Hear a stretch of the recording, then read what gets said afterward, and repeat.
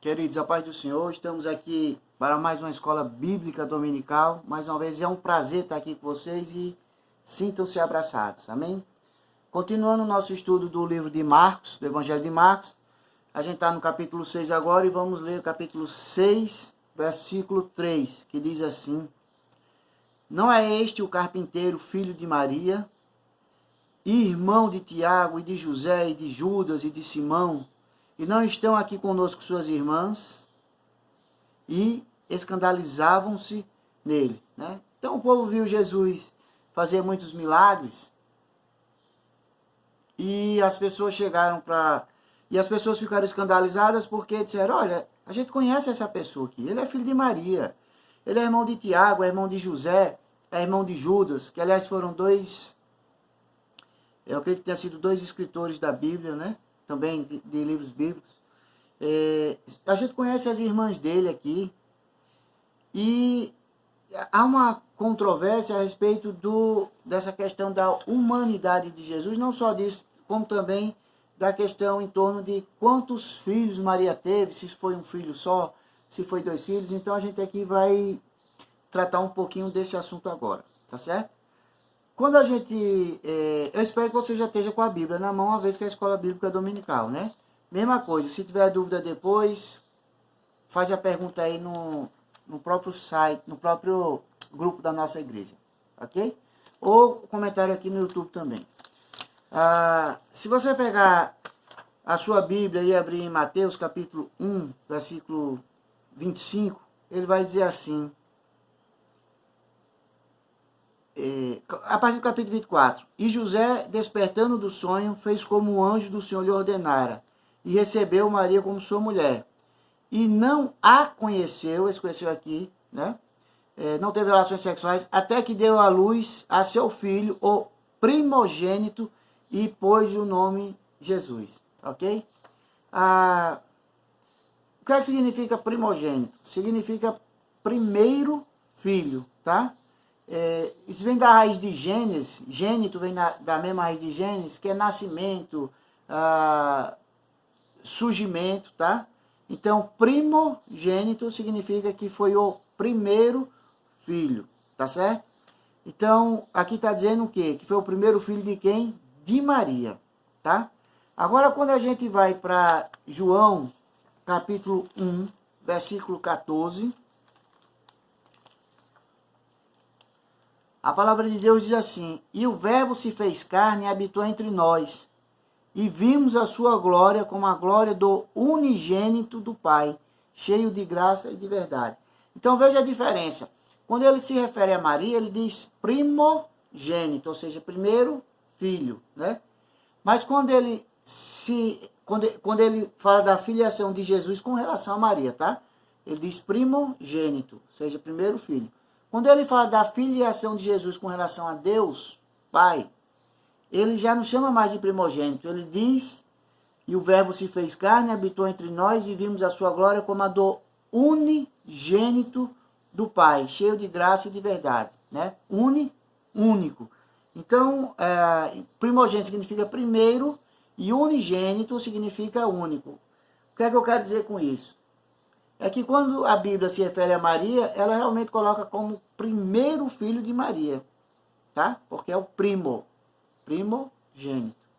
Mas quando ela se refere a Deus, ela coloca como único filho de Deus, porque é unigênito, ok?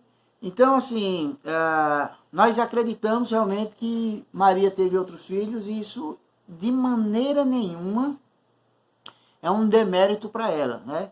Lembrando que ela foi escolhida para ser mãe terrena do nosso Senhor e Salvador Jesus Cristo. Então deve ter sido realmente uma serva de Deus, uma mulher formidável, tá? Assim como José também, né? Que família foi essa, né? Que Jesus criou. Deus escolheu realmente, vou usar uma expressão assim, escolheu a dedo mesmo, essa família, né? José e Maria deviam ser pessoas maravilhosas, amém?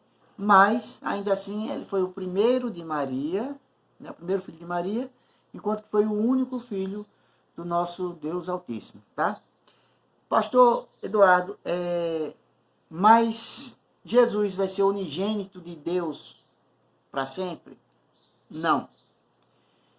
Depois da crucificação, ele vai deixar de ser o unigênito de Deus e ele vai passar agora a ser primogênito. Eita, como assim? Então, pode explicar melhor? Posso. Quando a gente pega a nossa Bíblia e vai agora para Colossenses capítulo 1, versículo 18, se referindo a Jesus, a palavra de Deus diz assim: ele, Jesus, é a cabeça do corpo da igreja, é o princípio, é o primogênito entre os mortos, para quem tudo tenha preeminência. Então, o que quer dizer isso aqui? Quer dizer o seguinte, que agora Jesus é o primogênito entre os mortos, ou seja, ele é o primeiro da raça ressurreta, né? Ele é o primeiro que ressuscitou para sempre, porque a Bíblia fala que outras pessoas ressuscitaram, e ainda hoje eu acredito que pessoas ressuscitam, viu, gente? Eu não deixo de acreditar no milagre de Deus. Eu vejo até vários testemunhos, inclusive um do pastor Mário Alcaraz, que eu conheci ele quando eu me converti lá num seminário em Patos, seminário sobre missões, um congresso sobre missões em Patos, e ele deu esse testemunho também na primeira igreja, da irmã dele que tinha falecido e que ressuscitou, e eu acredito que existe a ressurreição, mas Jesus foi o primeiro que ressuscitou dentre os mortos para sempre. Ele é o primogênito dentre os mortos. Por que ele é o primogênito entre os mortos agora?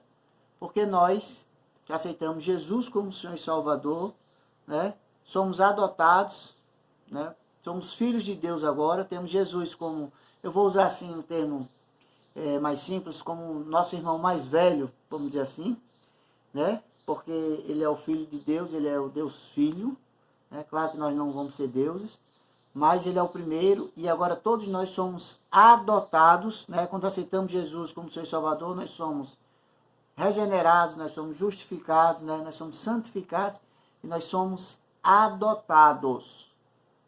Nós somos agora filhos de Deus. É o fraco pai da gente, né? Somos filhos de Deus, isso aí é um privilégio e uma responsabilidade também, tá? Então agora, quando nós aceitamos Jesus como Senhor e Salvador, nós somos adotados na família de Deus, né? Jesus é o primogênito entre os mortos, e nós vamos ressuscitar também, e essa é a nossa grande esperança. Amém? Daí porque nós temos que ter uma vida de santidade. Daí porque nós temos que servir a esse Deus maravilhoso que tem feito maravilhas na vida da gente.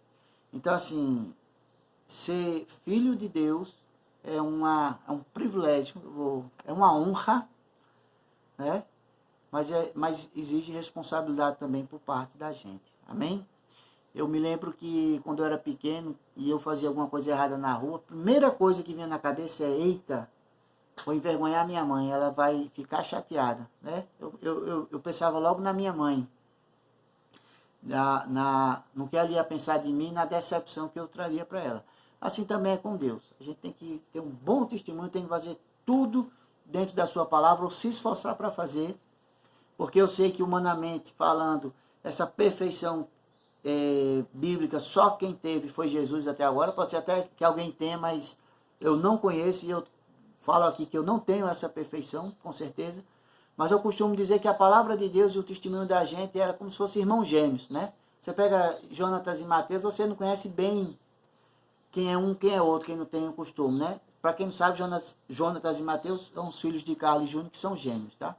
Então o que é que acontece? Você bota um do lado do outro, você não sabe bem quem são eles. Mas Carla sabe bem, Júnior sabe bem, Bruna sabe bem. Então a palavra de Deus e o nosso testemunho tem que ser que nem dois irmãos gêmeos, tá?